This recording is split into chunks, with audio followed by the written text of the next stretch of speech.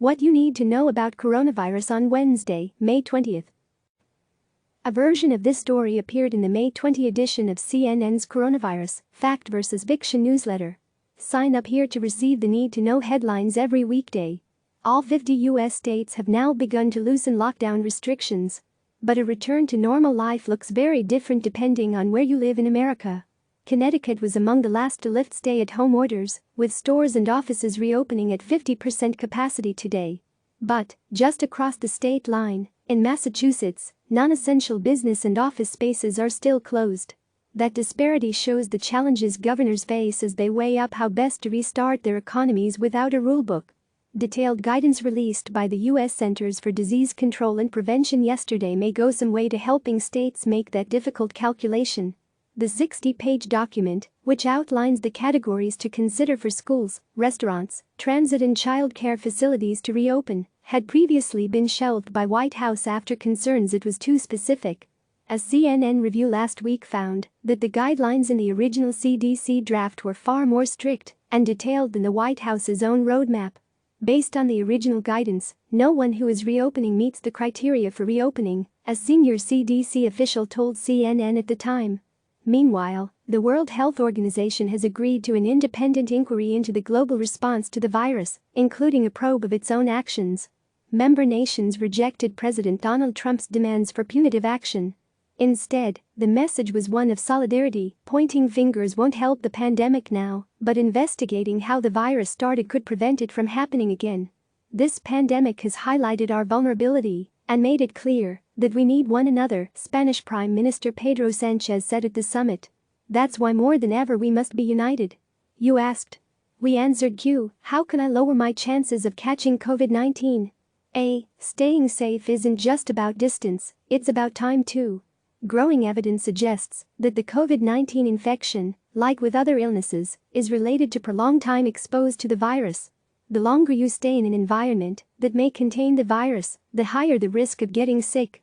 Aaron Bromage, a comparative immunologist and professor of biology at the University of Massachusetts Dartmouth, summed it up with a short and sweet equation: successful infection equals exposure to virus X time. Bromage's formula was part of a recent blog post explaining ways to lower your risk of catching COVID-19 that went viral. The takeaway: a short shopping trip comes with a comparatively low risk of infection, but employees in those same stores for 8-hour shifts have a higher risk. Send your questions here. Are you a healthcare worker fighting COVID-19?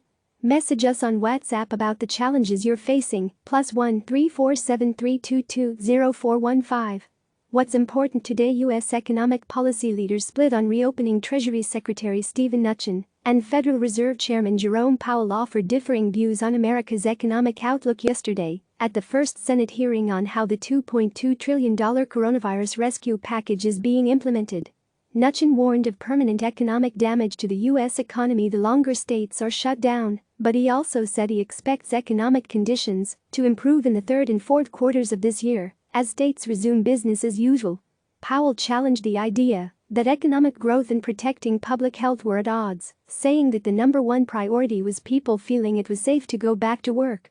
And he suggested again that additional spending by Washington would be required to help cushion the blow of the downturn, which is without modern precedent.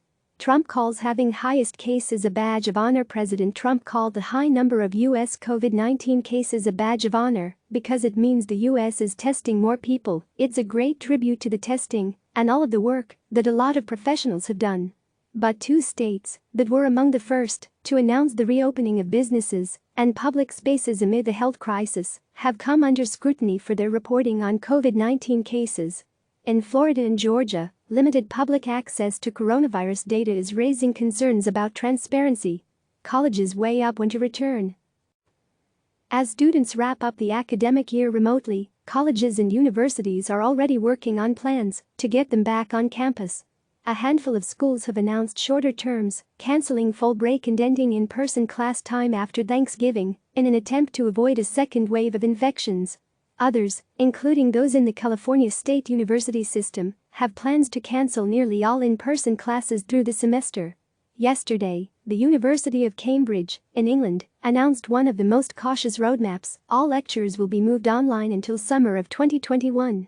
Cyclone evacuations complicated by coronavirus. Cyclone evacuation efforts in India and Bangladesh are being complicated by the pandemic as relief teams grapple with how to get millions of people to safety while also protecting them against the risk of COVID-19.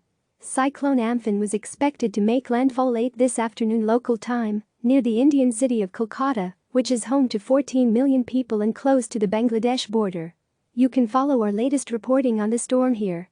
Brazil sees deadly surge. Brazil recorded its highest number of coronavirus deaths and cases in one day yesterday, according to the country's health ministry. Meanwhile, when asked yesterday if he was considering a travel ban on Latin America, and Brazil in particular, which now has the third highest number of diagnosed coronavirus cases in the world, President Trump said that he was considering it. On our radar. Large, painted circles, spaced 6 feet apart, on the grass of one of Brooklyn's public parks are keeping sunbathers in check. A Texas federal judge has ruled that all voters afraid of catching the novel coronavirus can request absentee mail-in ballots due to the pandemic. Captain Tom, the 100-year-old veteran who raised $40 million for the UK's National Health Service by taking laps of his backyard, is to be knighted. The UK's Prince Charles wants furloughed workers to pick fruit and vegetables to plug shortages in the labour market caused by the coronavirus pandemic. Spain has made face masks mandatory in public spaces where people can't social distance. When Italian towns began offering houses for sale for little more than $1, they inspired legions of dreamers to take a big gamble. Now they're stuck. India has recorded 5611 new coronavirus cases today, its biggest one-day jump since the pandemic started.